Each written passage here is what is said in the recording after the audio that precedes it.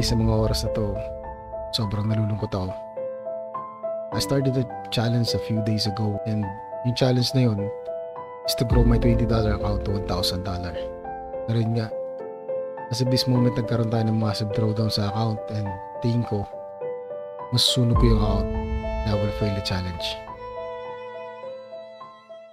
What's up guys? So in this video, pag-uusapan natin yung $20 challenge na sinimulan ko a few days ago, and I think this is the second week nang sinimulan ko siya. I created a strategy manager account or copy trading account kay XM para ma-monitor ko yung progress and makita ko ang magiging statistics ng day-to-day activities ko sa account. So ano na nga bang nangyari? This is just a quick update dun sa challenge, pero bago tayo magsimula, kung bago ka palang new sa channel ko at isa kang trader na hanggang sa ngayon naguguluhan pa din sa pag-trade mo, make sure to smash that subscribe button pati na din notification bell icon para lagi kitang ma-update sa mga latest video. So in 3, 2, 1, let's go! Check the mic and make sure it sound right, boys. So, andito tayo ngayon guys sa strategy manager account ko kay XM, and this is a copy trading account, kaya lang tatakpan ko muna yung name guys kasi baka mamaya meron sa inyong mga account kay XM and then hanapin niyo yung account ko and then mag-copy trade kayo. Okay? So, hindi ko pa siya ino-open for public. Okay? Ginawa ko lang to guys para ma-monitor yung day-to-day activities ko sa ginawa kong challenge a few days ago na to grow my $20 account to $1,000. So ngayon, ito na yung statistics niya. So this is my overall, as you can see today we have a good trades kanina na nangyari. So ito yung mga trades natin, we have a good trades kanina, puro positive and last 7 days maganda rin yung performance natin, pero yung overall kung makikita nyo guys yung all time high natin, nagkaroon tayo ng massive drawdown dito. Emotional, damn it! Ito yung ginawa kong video, yung first video na napanood nyo. Nagkaroon tayo ng massive drawdown in this area.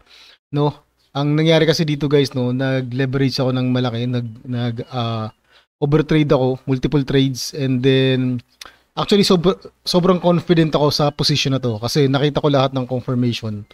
Kaya lang yun nga, even if minsan nakikita natin lahat ng confirmation, sobrang confident tayo na mangyayari yung trades, we don't know the market.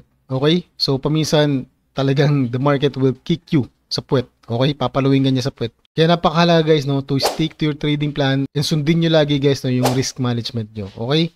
Kahit gaano kayo confident, huwag talagang mag-high risk. Okay? Or maglalat size ng sobrang laki.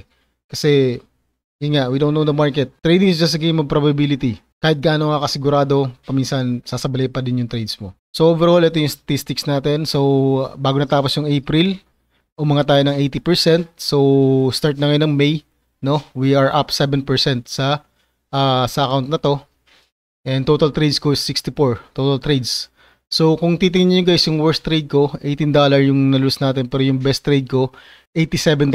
So as you can see, I'm trading Forex, so this is my account, And kung titingnan nyo guys, I think, saan ba yun? Yung risk natin, high risk tayo. And portfolio, ayan Euro USD lang talaga guys, You know naman na Euro USD lang ako nag-trade, okay? So, dito guys, papakita lang sa inyo, I think nasa part 6, number 6 yung, yung part na nagkaroon ng massive drawdown. Tingnan natin guys, So, hindi dito. Yung mga malilit na ako dyan kasi na-break even ako or stop out, Kagabi may trade ako, supposed to be dapat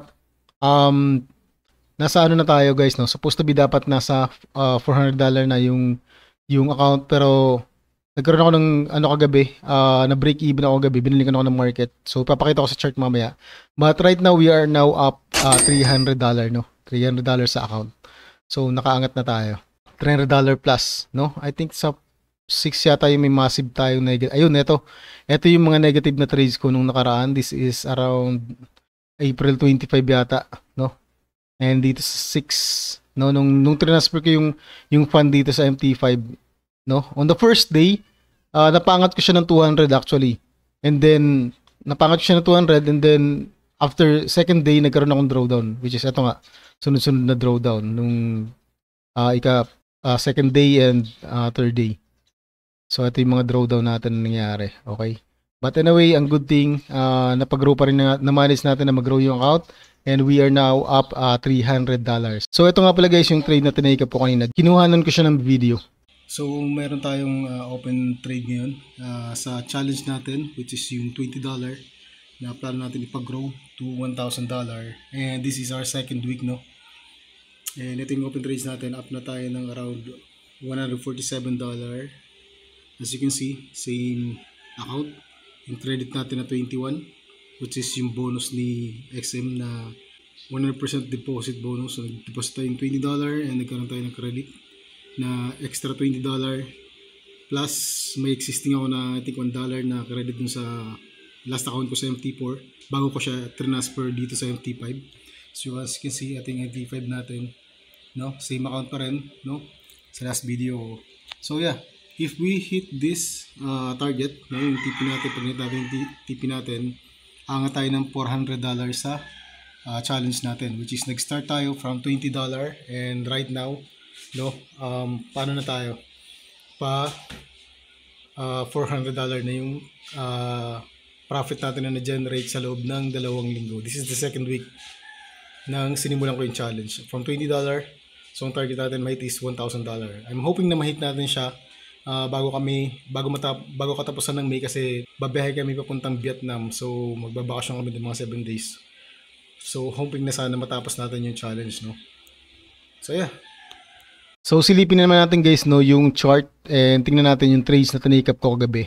So these are the two trades na tinake up ko kagabi, no? Yesterday, nung makita ko tong movement na to, no, nagkaroon siya ng double top in this area, no? Bumaba dito, hindi niya nabasag, umakyat, bumaba pa rin, hindi niya nabasag. At the back of my mind, I'm thinking na this zone is still a strong support zone, na possible, no, magkaroon na siya ng breakout after this long consolidation, no? Kasi nagkaroon ng mahabang consolidation in this area, no? So nakakuha tayo ng mga good trades dito. Kaya lang I'm thinking na babasag na siya kasi andito na nagkaroon na siya ng retracement in this zone, and then hindi niya binabasag tong trend line natin, and hindi niya binabasag tong zone na to. So I'm anticipating na magkakaroon na siya ng breakout pataas, so I targeted malaking reward, no? Kaya lang anong nangyari, nung nag-touch siya sa zone na to, in this area, this is a major key zone, no? Nagkaroon siya ng reversal move. Ang kagandahan lang guys, kasi yung stop loss ko, na-move ko na sa break even. So nung nabalikan tayo, okay lang kasi risk-free trade na tayo, pero sayang kasi umangat na ako dito guys ng around $100. So I think $90, 90 plus. So supposed to be dapat nasa $400 na tayo ngayon. So eto naman, right after ng move na yan, right after this move, no, kasi nga overall bias ko pa rin is sell, kasi on a higher time frame, red candlestick pa rin tayo, kung makikita nyo dito. Okay, red candlestick pa rin tayo sa weekly natin, red candlestick pa rin tayo. So ang overall bias ko sa kanya is bearish pa rin, kaya lang, you know, we don't know the market, no? Nagre-react lang naman tayo sa pinapakita niya. Kaya I decided na mag-buy dito and targetin. Kung ang tinarget ko lang dito guys, hanggang dito lang sa area na to, and supposed to be dapat nakuha natin yung profit. But anyway, risk-free trade na, hindi naman tayo nag-lose doon, kaya lang sayang lang talaga. But no, nung nakita ko to, right after ng movement niya, no, nag-wait ako patiently kung anong mangyayari. Kasi possible na umakyat pa rin siya eh.